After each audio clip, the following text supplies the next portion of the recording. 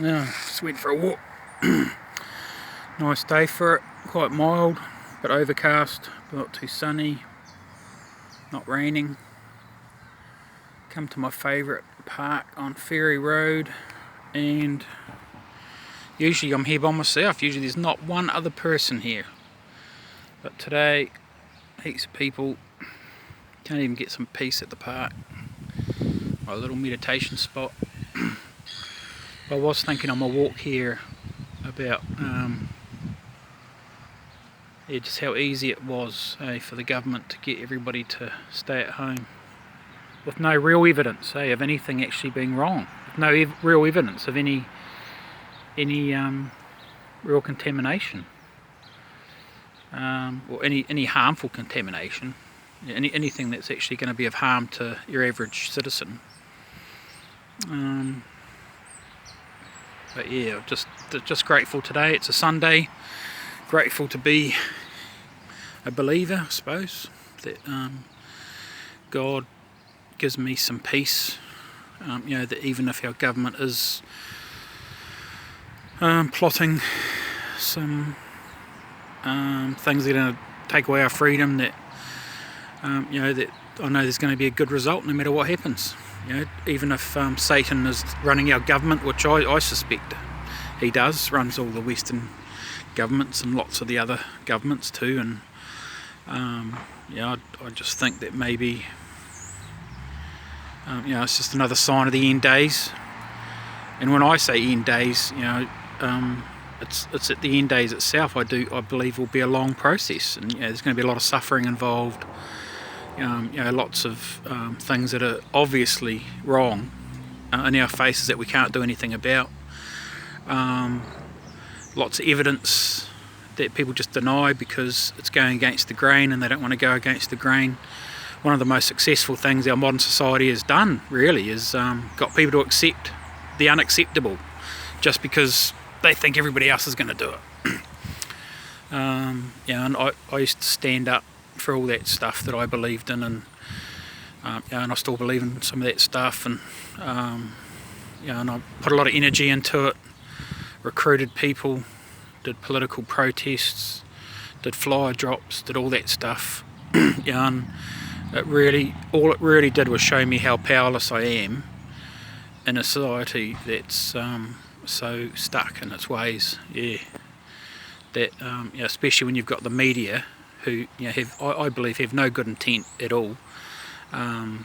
They all make sure that their agenda is followed, and that they will push that agenda even to the point of slandering people, making up stuff about people, creating false news and spreading the false news. And here we are now in a situation like this, where, like I said, no evidence has been given to us whatsoever about coronavirus, except for what we see on the news. And our own health minister, who says one minute, don't go out hiking and biking and all that stuff, and then he does it. So obviously he doesn't take it seriously either. So what kind of example is that to the rest of the country? And as I've shown in my other videos, even to find a policeman during the first few days of the lockdown was impossible almost to find a policeman patrolling. So how are they supposed to enforce this really serious event that the government's talked about?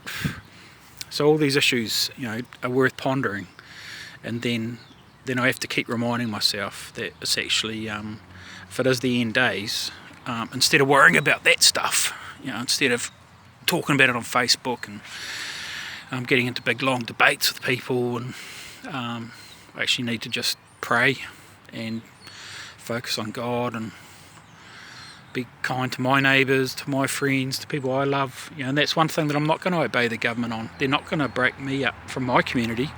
I'm going to still have face-to-face contact with people I care about.